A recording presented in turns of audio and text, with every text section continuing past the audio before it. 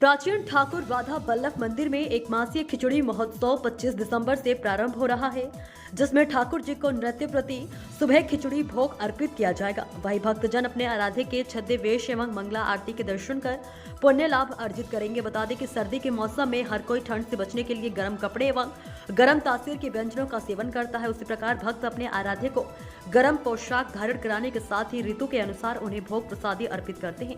इसी श्रृंखला में प्राचीन ठाकुर राधा वल्लभ मंदिर में जहां शीत ऋतु आरंभ होते ही ठाकुर जी को गर्म पोशाक धारण कराने के साथ ही सिंगड़ी में लकड़ी के जलते कोयले रखकर उन्हें ठंड से राहत प्रदान की जा रही है। तो वही ठंड का प्रकोप अधिक बढ़ते ही पौष मास के शुक्ल पक्ष की दौद से माघ मास की एकम तिथि की प्रातः ठाकुर जी को नित्य प्रति सुबह मेवा गरम मसाले युक्त खिचड़ी का प्रसाद अर्पित किया जाता है। खिचड़ी महोत्सव के नाम से विख्यात यह महोत्सव इस बार 25 दिसंबर से आरंभ हो रहा है।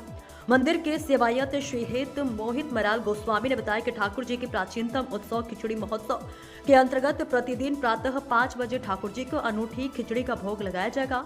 इस दौरान मंदिर के सेवायत गोस्वामी एवं वैष्णव भक्तों द्वारा हित हरिवंश महाप्रभु के रचित खिचड़ी के पद से समाज गायन किया जाएगा। साथ ही दौरी दौरी आवे सखी जूठन को लेवे चलो चलो सखी देखे दो जय चुके जय चुके पद के शब्द गुंजन पर ठाकुर जी की मनोहारी झांकी के दर्शन होते हैं। वहीं मंगला आरती के पश्चात ठाकुर जी छद्य यानी विभिन्न वेश में भक्तों को दर्शन देते हैं। इसके अंतर्गत ठाकुर राधा वल्लभ लाल के एकादशी को, बांके बिहारी चौदस को, शंकर जी पड़वा को, युगल सरकार के अलावा होली लीला, वेणुगुथन, मानिहारी, कालिया मर्दन आदि रूप में दर्शन होते हैं। माघ मास के तीज को ठाकुर जी टोपा व दुशाला धारण कर भक्तों को रिझाएंगे।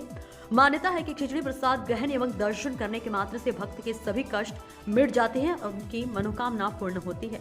एक से एक हैवी से हैवी चीज भी हम पचा सकते हैं। गर्मियों में हमें लिक्विड ज़्यादा चाहिए, हल्की चीज़ें ज़्यादा चाहिए।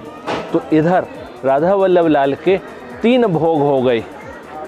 सुबह मंगला में खिचड़ी भोग, दोपहर में राजभोग और शाम को रात्रि में शयन भोग। ये विशेष, तो यानी कि जब सुबह ही गरिष्ठ चीज़ अंदर जाएगी तो पूरे दिन गरमाई बनी रहे। इसके लिए ये सखियों का लाड़ है अपने प्रियालाल को रिझाने के लिए। ये 1 महीने चलता है और इसमें इसके संग में कुलिया रहती है जिसमें रबड़ी रहती है, चिपिया बोलते हैं जिसमें श्रीखंड होता है। उसका भी बाजार का श्रीखंड और यहाँ के श्रीखंड में बहुत अंतर है। यहाँ की चिपिया जो है वो चाटते रह जाएं लोग, वो सब। इस महोत्सव में समाज गायन होता है, पद गायन होते हैं। वो किस प्रकार के पद होते हैं?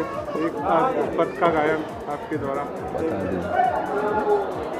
इसमें मंगला में विभास राग में गाए जाते हैं सारे पदों को, और क्योंकि भोर की राग विभास राग है उसमें सारे पद गाए जाते हैं। पहले स्तुति के होते हैं 11 पद, फिर 11 उनकी जगार के पद हैं, फिर 11 पद उनके खिचड़ी भोग के पद हैं। कैसे कैसे प्रियालाल को सखियाँ पवा रही हैं और वो पा रही हैं, वो सारा उसमें। हाँ, अगर उन पदों को अगर हम पहले से पढ़ के और समझ के आएँ तो जो ऐसा लगे साक्षात दर्शन हो रहे हैं अंदर, पट के अंदर से वो चीज़ आपको महसूस हो रही है कि अंदर क्या लीला चल रही है पदों के माध्यम से। वो तो पद क्या हैं, ये वाणियाँ क्या हैं, रसिकों ने जो चीज़ देखी अपनी आँखों से वो हमारी सुविधा के लिए लिपिबद्ध कर गए हैं, वो कि हम उसका और आनंद लें। ये कोई कवि के पद नहीं है, इसलिए किताब नहीं है, ये वाणी बोली जाती हैं जो उनके मुख से निकली हुई हैं। उनकी लीलाओं को ही उन्होंने लिपिबद्ध किया है, इसलिए वो वाणियाँ हैं।